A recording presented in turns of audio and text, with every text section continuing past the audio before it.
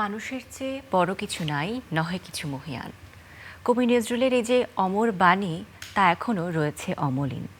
কেননা যে কোনো জাতীয় সংকট বলি বা বৈশ্বিক, সবসময় আমরা ছিলাম মানুষ মানুষের জন্য। মানুষই তার সবথেকে বড় ভরসা।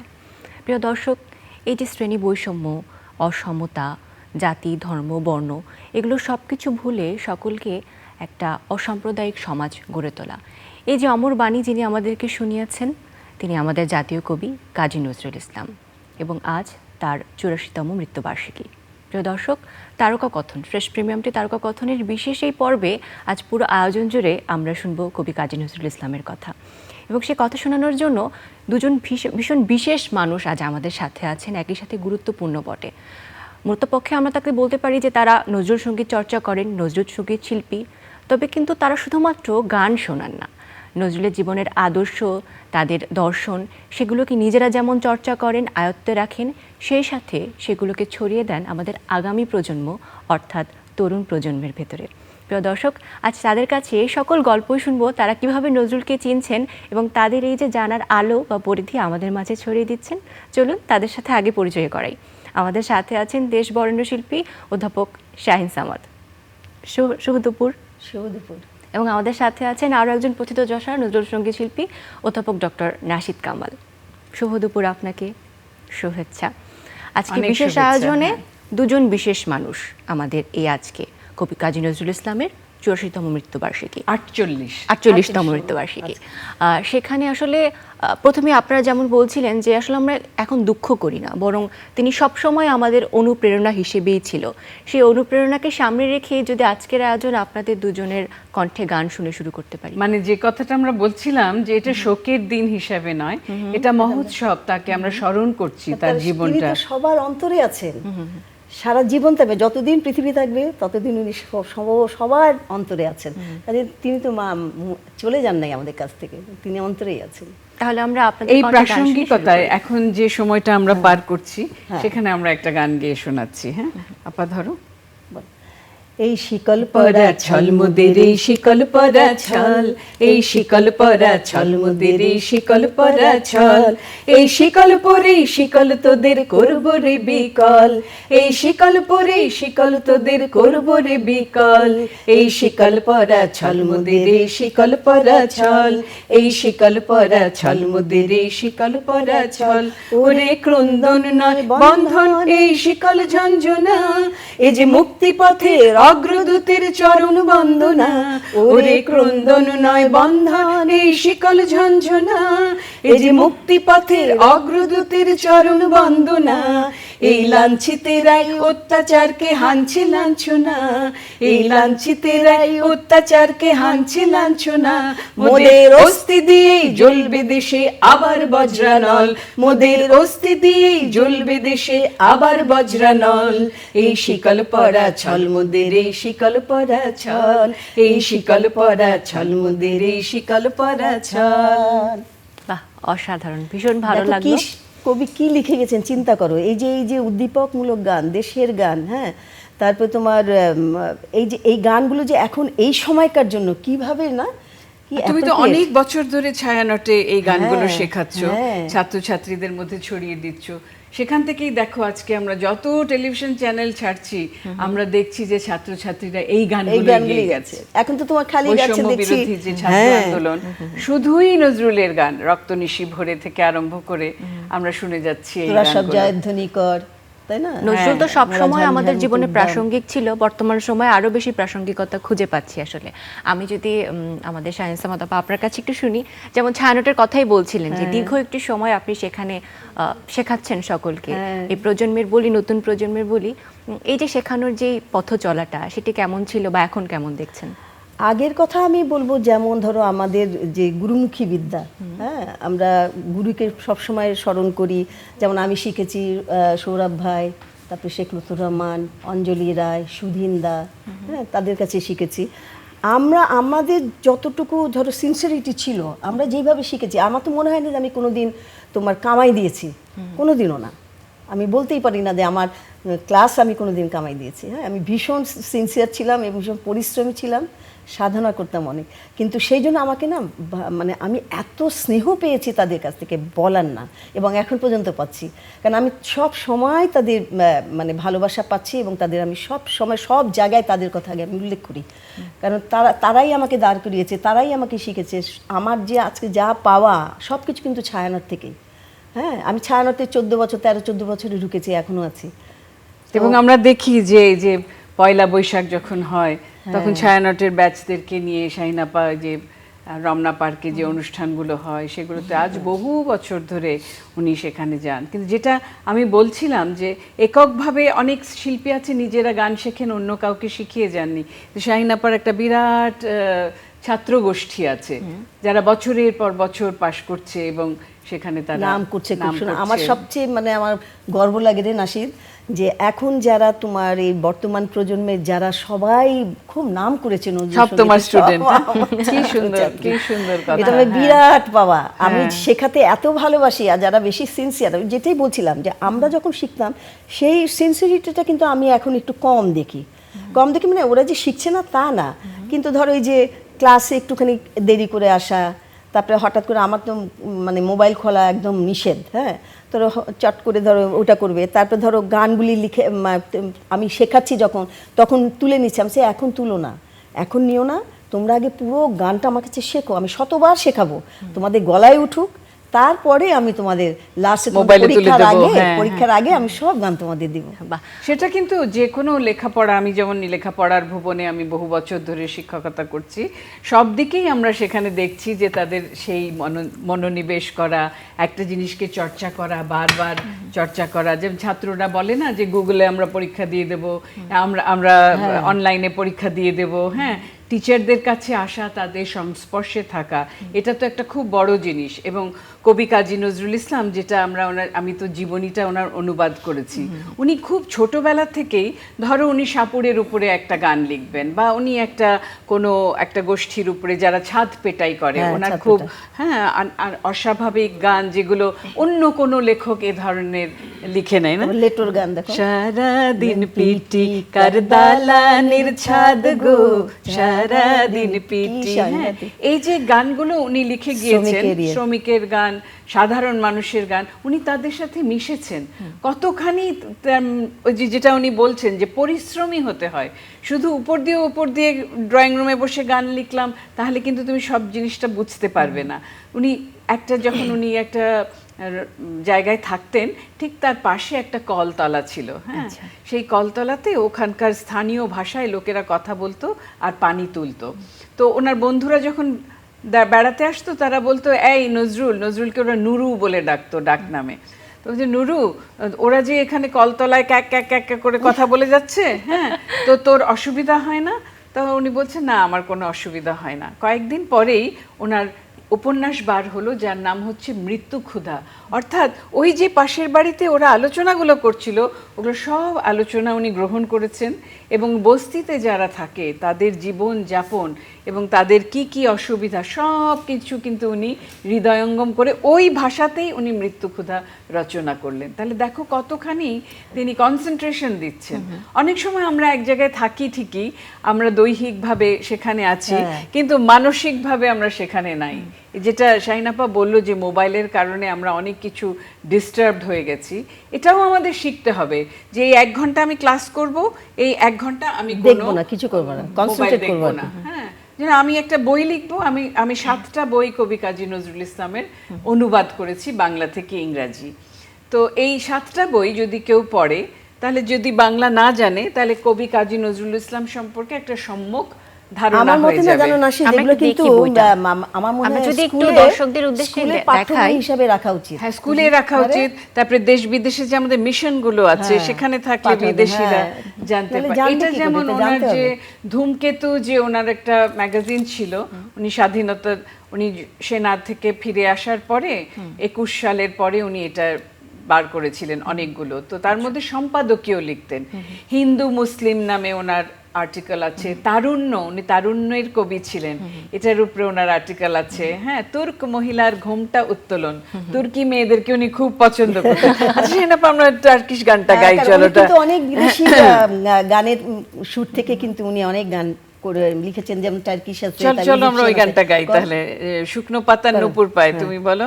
শুকনো পাতার নূপুর পায়ে নাচিছে ঘূর্ণি বাই, জল তরঙ্গে ঝিলিমিলি ঝিলিমিলি ঢেউ তুলে সে যায়, জল তরঙ্গে ঝিলিমিলি ঝিলিমিলি ঢেউ তুলে সে যায়। Uskudere giderken aldı da bir yağmur, Katibi konalada gvamlek ne güzel yaraşır. Katibimi bin katimin eline karaşır. তো এই অরিজিনাল টিউনটা থেকে উনি আবার এই যে এটা করেছেন। এই গানটা করেছেন, আবার কিছুটা ত্রিভুবনের প্রিয় মোহাম্মদও, ওটা আমরা গাই। হ্যাঁ, ত্রিভুবনের প্রিয় মোহাম্মদ এলো রে দুনিয়ায়, আয় রে সাগর আকাশ বাতাস দেখবি যদি, আয় আয় রে সাগর আকাশ বাতাস দেখবি যদি আয়। আমি না জানো, মাঝে মাঝে আমি চিন্তা করি না, খেই পাই না, কেন কবি একাধারে দেখো কত কিছু। হ্যাঁ, সঙ্গীত পরিচালক, অনুবাদক, সিনেমা করছে, নায়ক, গায়ক, কি নাও নি। সিনেমাতে নিজে অবতীর্ণ তো হ্যাঁ। হয়েছেন, আবার সিনেমার গানে সুর দিয়েছেন। হ্যাঁ। আচ্ছা শাহিন আপা, এখানে ওকে ওকে পেয়ে আর তোমাকে পেয়ে আমার একটা কথা জানতে ইচ্ছা হয়। আমি যেমন আব্বাসউদ্দিন পরিবারে জন্মগ্রহণ করেছি, ছোট থেকেই নজরুলকে চর্চা এবং করছি। এই নজরুলের এই যে ভার্সেটাইল যে জায়গাটা, সেটা কিন্তু আপনাদের মধ্যেও প্রতিফলিত হয়েছে। একই সাথে আপনারা অনেক কিছু করছেন, একজন প্রফেসর হিসেবে, সঙ্গীত শিল্পী হিসেবে, বই লিখছেন, পড়াচ্ছেন, সবকিছু মিলে আমার সেগুলো খুব দেখতে জানতে পাই। ইচ্ছা করে, তুমি যদি শাহিন আপাকে জিজ্ঞেস করো উনি কেমন করে নজরুল আসলাম। সঙ্গীতে, শাহিদ সামাদ আপাকে দেখেছি আমরা, তিনি অভিনয়ও করেছেন, আবার আপনারা বলেছেন যে নাচ করার চেষ্টা আমরা না করেছেন জানো, কিছু কিছু সময়। আমরা একটা নাটক কিন্তু ইয়ে চ্যানেল আইতে করেছিলাম, 14 জন নজরুল সঙ্গীত শিল্পী। আচ্ছা, ওটা ছিল বনের পাপিয়া। হ্যাঁ হ্যাঁ, কিন্তু তুমি নজরুল সঙ্গীতে প্রথমত কিভাবে আসলে, কি আসলাম। ভালোবাসা থেকে? আচ্ছা আমি বলি, আমি যখন আমার বয়স ধরো 12-13 বছর, তখন তো আমাদের তো এত ইয়ে ছিল না, মানে টেলিফোন ছিল না বা ওয়েবসাইট এগুলো কিছুই ছিল না, শুধু রেডিও সম্বল আর টেলিভিশন। তো আমার তখন আমি না অনেকের গান শুনতাম, বুঝছো, এই তোমার ফিরোজ আপা, ফেরদৌসী আপা, তারপরে তোমার ইয়ে কি জানি খালিদ ভাই, খালিদ হোসেন, সৌরভ ভাই, লুৎফুর ভাই। আমার না কেন জানি মনে হতো, ছোটো মনে তো, তখন তো কিছু বুঝতাম না, ক্লাসিক্যাল যদিও বাসায় শিখতাম, কিন্তু তখন না কেমন জানি লাগতো যে এত মানে ভ্যারাইটি সুর, এত সুন্দর, এত কাজ, এত সুন্দর কেন। তো আমার না, আমাকে বাবা বললো যে তুমি কোথায় ভর্তি হবে, তা আমি বললাম যে আমি বাফাতে ভর্তি হই। তারপরে আমার এক বন্ধু বললো কি যে শাহিন, তুই না বাফা ভর্তি হওয়ার আগে তুই একটু ছায়ানটের ইয়েতে দেখ, প্রতিষ্ঠা বার্ষিকীর অনুষ্ঠানটা দেখ। ওইখানে গিয়ে আমি নজরুল সঙ্গীত শুনে আমি পাগল হয়ে গেছি একদম। খুব ভালো লেগেছে।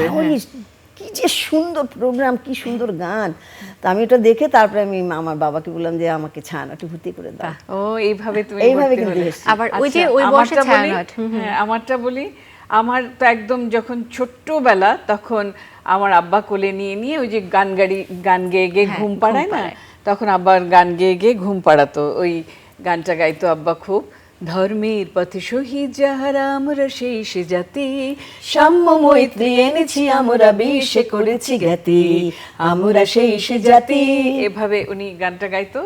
আর আরেকটা গান গাইতো হলো, হেরা হতে হেলে দুলে নুরানি তনু ওকে আসে হায়, সারা দুনিয়ায় হেরে মের পর্দা খুলে খুলে যায়, সে যে আমার কমলিওয়ালা কমলিওয়ালা। তো এই গানগুলো আমি ছোট থেকে জানতাম। আর আমাদের বাড়িতে যখনই কোনো একটা, ধরো 2 বা 3টে ফ্যামিলি খাওয়া দাওয়া হচ্ছে, তারপরেই গান হতো। কারণ এই যে আমি বলছি যে তোমার আব্বাসউদ্দিন ভাই যেটা বলছি যে ওনার তো বেশিরভাগ গানই তো নজরুলের। হ্যাঁ, সবই তো ওনার এই করা। গানগুলো সারাদিন বাজতো। আর আমরা ছোটরা ওগুলো শিখে নিয়ে আমরা ওই খাওয়া দাওয়ার পরে এবার এখন গান হবে, বা বিকালে আমরা বারান্দায় বসে আছি, গান হবে। কি গান হবে? এই তোরা দেখে যা আমি না মায়ের কোলে, তোরা দেখে যা আমি না মায়ের কোলে। এরকম করে করে আমার কবি কাজী নজরুল ইসলামের প্রতি ইন্টারেস্ট জন্মাতে শুরু করে। তারপরে যখন ওনাকে নিয়ে আসা হলো হ্যাঁ। 1972 সালে, আমি আব্বার সাথে এয়ারপোর্টে গেলাম, ওনাকে নিয়ে আসলাম একই গাড়িতে করে, ওনার নাতনিরা যে গাড়িতে ছিল আমরা আসলাম সেই ধানমন্ডির নজরুলকে সাথে করে নিয়ে। এই যে দেখলাম সব শিল্পীরা ওনার পাশে বসে, ওই যে যার কথা তুমি বললে, হ্যাঁ তুমি ছিলে, শাবনাম মুস্তাফি ছিল, ফিরোজা বেগম, তারপরে অঞ্জলি মুখার্জি, সবাই গান গাচ্ছে। আমার মনে মনে একটা সুপ্ত বাসনা যে একদিন আমি সেরকম, আমিও বাসায় ক্লাসিক্যাল শিখতাম, তা আলাদা করে নজরুল শিখছিলাম না, যেগুলো বাড়িতে গাওয়া হচ্ছে সেগুলোই শিখছিলাম। এইভাবে আমার আস্তে আস্তে করে নজরুলের সঙ্গীতের প্রতি ইন্টারেস্ট হলো। এবং পরবর্তীতে অনেক মানুষ আমাকে, বিশেষ করে যে আব্দুল মান্নান সৈয়দ বলে একজন কবি ছিলেন, যে উনি আমাকে বলতেন যে নাশিদ, তোমার কাছ থেকে শুধু গান না, যেহেতু আমার পড়াশোনায় হয়তো একটু ভালো ছিলাম, আমি জানি না, তো উনি আমাকে দেখা হলেই খালি বলতেন যে তুমি এত পড়ুয়া একটা মেয়ে, তোমার হাত থেকে, তোমার কাছ থেকে শুধু গান না, তোমার কাছ থেকে আমরা অনেক লেখা আশা করি। তো পরবর্তীতে আমার মনে হয়েছে যে আমার বোধহয় কবি কাজী নজরুলকে আরো কিছু দিয়ে যাওয়া উচিত। আস্তে আস্তে আমি করে ওনার একটু একটু ট্রান্সলেশন করে আমার আব্বাকে দেখাতাম। উনি হচ্ছেন আমার গুরু, আমার আব্বা, যে উনি যা বলবেন ঠিক হলো কিনা, খুব ভালো হচ্ছে। এই যে উৎসাহটা পেলাম এই চ্যানেল আইতে এসেই একটা অনুষ্ঠানে আমি আব্বাকে শোনালাম, তৃতীয় মাত্রা ছিল, একদিকে আব্বা একদিকে আমি, আর মাঝখানে ফরিদুর রেজা সাগর। তা আমি দুটো কবিতা পড়লাম যে আমি এটা ট্রান্সলেট করেছি। হ্যাঁ, একটা তো লাইলি তোমার এসেছে ফিরিয়া, আরেকটা ছিল অন্য আরেকটা গান আমার মনে পড়ছে না, দুটো বলে শোনালাম। পরে আব্বা অনুষ্ঠান শেষ বলে খুব ভালো হয়েছে মা, তুমি করো ট্রান্সলেশন। যে চ্যানেল আই প্রোগ্রামের কথা বলছিলেন, সেখান থেকে মনে হলো যে আজ সারাদিন ব্যাপী চ্যানেল আইতে নজরুল মৃত্যুবার্ষিকী উপলক্ষে বিশেষ সব অনুষ্ঠানের আয়োজন করা হয়েছে, এবং তেমন একটি আয়োজনে কিন্তু আপনাকে আমরা পেয়েছি। তারকাকথনের আগেই আমরা দেখছিলাম টেলিভিশন স্ক্রিনে চিরঞ্জীবী নজরুল নামে একটি অনুষ্ঠানে আপনি এসেছিলেন, সেখানে স্ট্যালিন ভাইকে আপনি বলছিলেন যে আমাদের এই সময় আসলে নজরুলের প্রাসঙ্গিকতা এই বিষয়টি নিয়ে, সেটি যদি আমাদের উদ্দেশ্যে আরেকটু বলেন। আমি বলছিলাম যে যখন আমাদের ছাত্রছাত্রীরাই যে বৈষম্য বিরোধী আন্দোলনটা করলো, ওখানে দাঁড়িয়ে তো তারা সবাই গান গেয়েছে। কি গান গাই আমরা? মোরা ঝঞ্ঝার মতো উদ্দাম, মোরা ঝর্ণার মতো চঞ্চল, মোরা বিধাতার মতো নির্ভয়, মোরা প্রকৃতির মতো সচ্ছল। মোরা ঝঞ্ঝার মতো উদ্দাম, মোরা আকাশের মতো বাধাহীন, মোরা মরু সঞ্চার বেদুইন। আকাশের মতো বাধাহীন, মোরা মরু সঞ্চার বেদুইন। বন্ধনহীন জন্ম স্বাধীন, চিত্ত মুক্ত শতদল। মোরা বন্ধনহীন জন্ম স্বাধীন, চিত্ত মুক্ত শতদল। মোরা ঝঞ্ঝার মতো উদ্দাম, মোরা ঝর্ণার মতো চঞ্চল, মোরা বিধাতার মতো নির্ভয়, মোরা প্রকৃতির মতো সচ্ছল। মোরা ঝঞ্ঝার মতো উদ্দাম, মোরা ঝঞ্ঝার মতো উদ্দাম। এটা তো ওরা সারাক্ষণ গাইছে। তো তোমার সারাক্ষণ গাইছে। তারপরে চল চল চল, চল চল চল চল চল চল, ঊর্ধ্ব গগনে বাজে মাদল, নিম্নে ওতলা ধরণী তল, অরুণ প্রাতের তরুণ দল। চল রে চল রে চল, চল চল চল চল চল চল। এগুলো আমাদের আব্বারা, ওনারা ওই কলকাতায় যখন মুকুল ফৌজ হতো, নজরুল সঙ্গে সঙ্গে লিখতেন আর ওনারা সঙ্গে সঙ্গে সেই গানগুলো শিখে শিখে ওখানে মঞ্চস্থ করতেন, গাইতেন। তো ওনাদের থেকে ওরা গল্পগুলো বলতেন, তো আমার খুব নজরুলের প্রতি ইন্টারেস্ট হতো। আজকে দেখলাম যে আরমিনকে দেখলাম, আমার মেয়েকে, সে গিয়ে চল চল চল গাইছে। যেদিন সমস্ত শিল্পীরা জয়েন করলো তখন এই গানগুলো গাইছে। এবং সমস্ত জেনজি, যেটা তোমরা বলছো যে আগামী প্রজন্ম, যাদেরকে আমরা পড়াই ঢাকা বিশ্ববিদ্যালয়ে, তারা সবাই এই গানগুলো গাইছে। আজ রক্ত নিশি ভরে, হ্যাঁ তোরা সব জয়ধ্বনি, তোরা সব গাইতেছে, তোরা সব জয়ধ্বনি কর, তোরা সব জয়ধ্বনি কর। ওই নূতনের কেতনরে কালবৈশাখীর ঝড়, তোরা সব জয়ধ্বনি কর, তোরা সব জয়ধ্বনি কর। আসলো এবার অনাগত প্রলয় নেশায় নিত্য পাগল, সিন্ধু পারে সিংহ দ্বারে ধমক এনে ভাঙলো আগুন। আসলো এবার অনাগত প্রলয় নেশায় নিত্য পাগল, সিন্ধু পারে সিংহ দ্বারে ধমক এনে ভাঙলো আগুন। মৃত্যু গহন অন্ধকূপে মহাকালের চণ্ডরূপে, মৃত্যু গহন অন্ধকূপে মহাকালের চণ্ডরূপে ধূম্র ধূপে। বজ্র শিখার মশাল জেলে আসছে ভয়ঙ্কর, ওরে বজ্র শিখার মশাল জেলে আসছে ভয়ঙ্কর, ওরে ওই হাসছে ভয়ঙ্কর। তোরা সব জয়ধ্বনি কর, তোরা সব জয়ধ্বনি কর। বাহ, আমরা অসাধারণ। জয়ধ্বনির মধ্যেই আছি।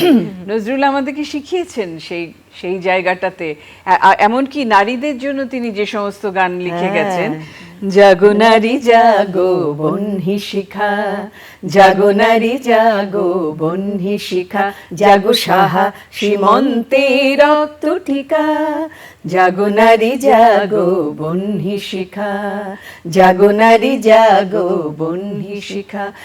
তুমি দেখেছো এবারের আন্দোলনে নারী এবং পুরুষ সম পরিমাণে কিন্তু রাস্তায় নেমেছে, আগে যেটা খুব কম হয়েছে। এবং নারীরা যে স্লোগান দিয়েছে, বাচ্চা বাচ্চা মেয়েরা বাড়িতে বলে এসছে যে মা আমি যদি না ফিরি তুমি জানবে যে আমি একটা ভালো কাজের জন্য আমার জীবনটা উৎসর্গ করেছি। এই শক্তি আমরা কোথায় শিখেছি? সেই তো কবি কাজী নজরুল ইসলামে আমি বিদ্রোহী রণক্লান্ত, আমি সেই দিন হব শান্ত, যবে উৎপীড়িতের ক্রন্দন রোল, আকাশে বাতাসে ধ্বনিবে না, অত্যাচারীর খড়গ কৃপান, ভীম রণভূমে রণিবে না, মহাবিদ্রোহী রণক্লান্ত আমি সেই দিন হব শান্ত। প্রতিটি শব্দ হৃদয়ে আমাদের সাহস যোগায়, নির্ভীক করে তোলে আমাদের। হ্যাঁ, এবং অবনত মমশির আমরা কখনোই হব না, আমরা সব সময় উন্নত মমশিরের সাথে থাকবো। এই যে আপনি বইয়ের কথা বলছিলেন, আপনি অনেকগুলো বই অনুবাদ করেছেন, এবং এই যে জেনজির একটি কথা কিন্তু আপনি বললেন, এই বইগুলো নিশ্চয়ই তারা পড়ছে, তাদের কাছ থেকে ফিডব্যাক পাচ্ছেন, কেমন ছিল সেগুলো? ফিডব্যাক অনেক পাই, গুগলে অনলাইনে তো ওরা অনেকে অনেক কিছু লেখে, কিন্তু তার চাইতে বেশি আমি দেখি বিদেশে যারা থাকে, যাদের কাছে বাংলা সহজলভ্য নয়, ছোট থেকে হয়তো পড়েনি, তারা অনেকেই এই বইগুলো কিনে পড়ে, এবং দুইটা বিবাহতে, হ্যাঁ দুইটা ফ্রেন্ডের বাচ্চার বিবাহতে তারা এখান থেকে লাইনস কোট করেছে। অর্থাৎ এবং বিদেশিরা অনেক সময় আমাকে ফেসবুকে অথবা লিঙ্কডইনে তারা লেখে যে আমরা জেনেছি যে তুমি ইংরেজিতে এগুলো ট্রান্সলেশন করেছো, আমাদেরকে তোমার বইটা পাঠাও। তখন কেউ লন্ডন যাচ্ছে, আমি তাদের সাথে পাঠাই, খুব ভালো ফিডব্যাক আমি পেতে থাকি যে তোমাদেরটা পড়ে পড়ে। আর দুজন প্রফেসর তোমার সাথেও আলাপ আছে তাদের, ওই যে রেচেল ম্যাকডরমাট আর উইনস্টন ল্যাংলি, ওরা আমেরিকার প্রফেসর, ওনারা এই বইয়ের পরিপ্রেক্ষিতে ওনারা আমার সাথে যোগাযোগ করেন, এবং আরো লেখা ওনারা ইংরেজিতে লিখছেন নজরুলকে আরো সারা বিশ্বে পরিচিত করে দেওয়ার জন্য। এখন কিন্তু এই যে আমাদের ডিজিটাল মিডিয়ার একটা প্রসার আমি দেখছি, এই যে আন্দোলন ছিল এটাও কিন্তু একটা এই বেসমেন্টে তৈরি হয়েছে একেবারে, তবে সেই অন্যান্য দেশরাও শিখছে সেখান থেকে, দেখছে। এখন এই ডিজিটাল মিডিয়া কি মনে হয় যে তার মাধ্যমে আপনারা কিভাবে ফলপ্রসূ হচ্ছেন, কিংবা নজরুল প্রচার প্রসারে এটি কতটুকু সাহায্য করছে? আমি একটা কথা বলি, যেরকম ধরো আমরা তো ঠিক আছে, আমরা তো শিখাচ্ছি, করছি সব কিছু গান এই পর্যন্ত এই বয়সে এসেও, কিন্তু আমার মতে যারা নতুন, যারা ছোট ছোট শিশু যারা তৈরি হচ্ছে, আমি ইয়েতে গেছিলাম জামালপুরে, তুমি বিশ্বাস করবে না এত সুন্দর কণ্ঠ, মাই গড, আর কি তৈরি ওরা। আমি চাই যে এরা এবং নতুন প্রজন্ম যারা মানে সবসময় সুযোগ পায় না, কিন্তু তাদের এত সুন্দর কণ্ঠ, এত ভালো গায়, তাদের তোমাদের আনা উচিত এখন। কারণ আমরা শিখে যাচ্ছি, ওরা তো শিখবে, ওরা তো শিখবে, গান করবে, শোনাবে, তাই না?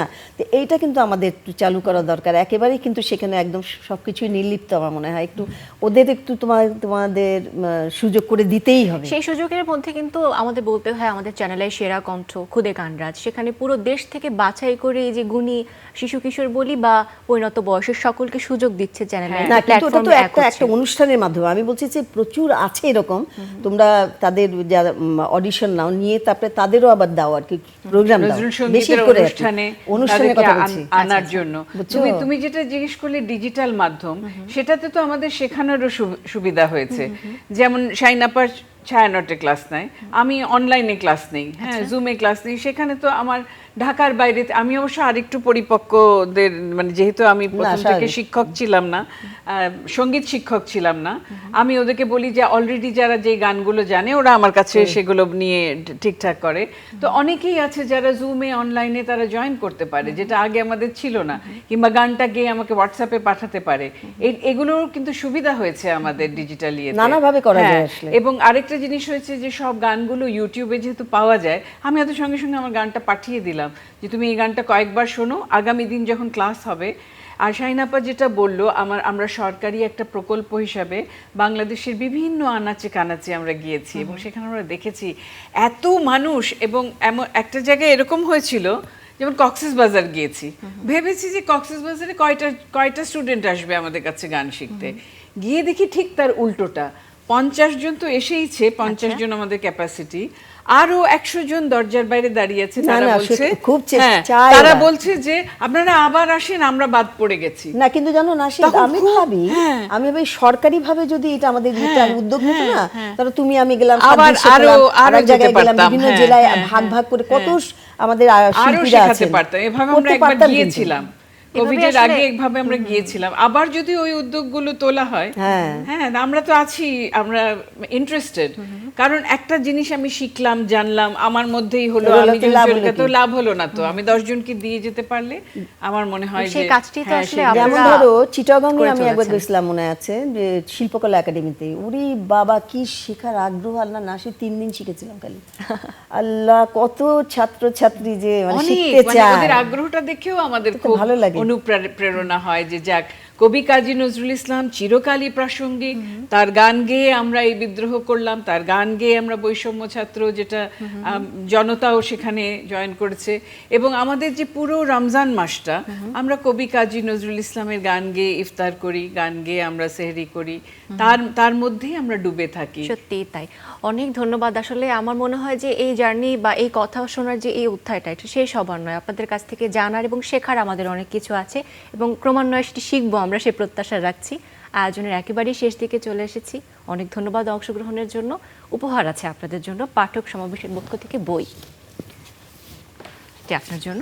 Thank you, thank you, Thank you, ধন্যবাদ। মইনুল হাসান, উনি বোধহয় দুদকে ছিলেন। অনেক ভালো থাকবেন। আপনাদের কাছ থেকে জানবো, শুনবো সারাদিন ব্যাপী তো চ্যানেলের বিভিন্ন আয়োজন আছে। হ্যাঁ, অনেক আমি আছে একটু দর্শকদের থেকে ছোট্ট করে বিদায় নিব, তারপর আপনাদের গান শুনতে শুনতে বাড়ি আচ্ছা, যাব। ঠিক আছে। প্রিয় দর্শক, এই ছিল আজকের আয়োজন। আশা করি ভালো লেগেছে। আমাদের জাতীয় কবি কাজী নজরুল ইসলামের প্রতি আমাদের আবারও গভীর শ্রদ্ধাঞ্জলি। তিনি যেমন প্রাসঙ্গিক ছিলেন তেমনই প্রাসঙ্গিক হয়ে থাকবেন। প্রিয় দর্শক, বিদায় নিচ্ছি। সকলে ভালো থাকবেন। গান শুনবো। নিচে ধরি, হ্যাঁ, ধরো। 1 2 3। কারা রইল কপাট, কারা রইল কপাট, ভেঙে ফেল কর রেলোপাট, রক্ত জমাট শিকল পূজার পাষাণ বেদি। ওরে ও তরু নিশান, ওরে ও তরু নিশান, বাজা তোর প্রলয় বিশাল, ধ্বংস নিশাল, উঠুক প্রাচীর প্রাচীর ভেদি। কারা রইল কপাট, কারা রইল কপাট, গাজনের বাজনা বাজা, কে মালিক কে সে রাজা। গাজনের বাজনা বাজা, কে মালিক কে সে রাজা। কে দেয় সাজা, মুক্ত স্বাধীন সত্য কে রে। হা হা হা পায় যে হাসি, হা হা হা পায় যে হাসি, ভগবান পড়বে ফাঁসি, সর্বনাশী শিখায় এহীন তথ্য কে রে। কারা রইল কপাট, কারা রইল কপাট, কারা রইল কপাট, কারা রইল কপাট।